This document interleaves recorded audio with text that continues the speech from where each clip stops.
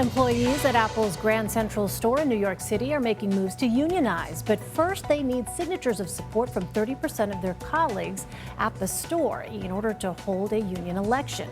If their bid is successful, they'll be the first union within the company. The group is asking for a $30 minimum hourly wage for all workers, additional holiday time, and information on more robust safety protocols.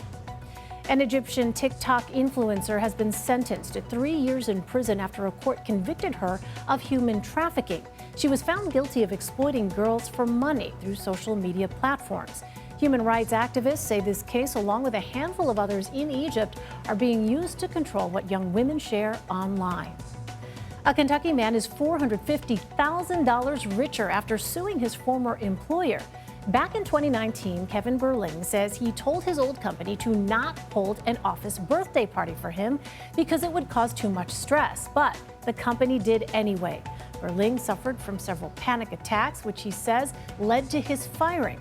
His lawsuit claims he was discriminated against for his disability, while the company says it stands by the decision to fire him. Meanwhile, an article in USA Today titled "Gas Prices, Inflation Makes Some Want to Work from Home Even as Offices Call Workers Back" looks at employees' concerns as they return to in-person work. Charisse Jones, business reporter for USA Today and author of that piece, is here with more on the topic. Good morning. Welcome, Charisse. So obviously a big concern is the cost of gas, but that's not the only financial factor. What other returning to work costs are people worried about, and how much is this costing workers?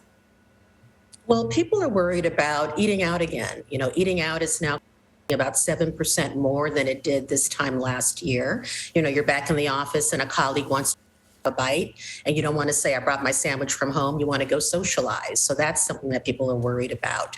Fares for the bus or the train, if you're not driving in. If you do drive in, there's wear and tear on your car, so there's maintenance. Parking can cost several $100s a month in many major cities. And, even buying coffee on the way to the office can start to add up if you can't reach for your coffee pot at home. So all of these things are kind of a TikTok of expenses that are really straining budgets. And a lot of commuters and a lot of workers are really about it. So what appears to be the effect? Are those concerned about in-person costs looking for new jobs? Are more remote positions opening up? There's a lot of new remote work opportunities. It's not always easy to find a new job, obviously. There's one man that I spoke to who works in a call center. He makes $10 an hour, and he definitely wants to find something new, but you can't always find that immediately. So some people are just trying to find ways to kind of winnow their budget in other places.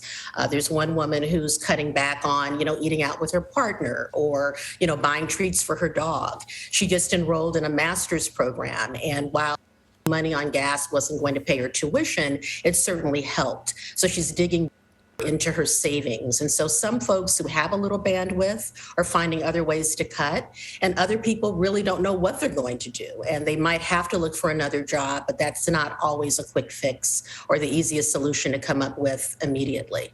So on the flip side, is it costing companies more to have employees back in person?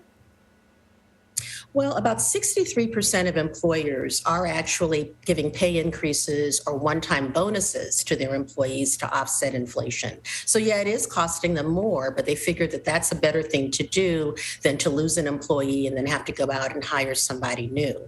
About 44% of employees, however, say that their offices or companies aren't offering anything. And it's kind of a catch-22 because companies don't necessarily want to have a permanent pay increase they have to keep paying if prices start to go down, which is what tends to happen with inflation. It doesn't last forever. But a lot of companies are trying to find different perks they can offer to workers to make sure that they don't quit and they can hire people when they need them.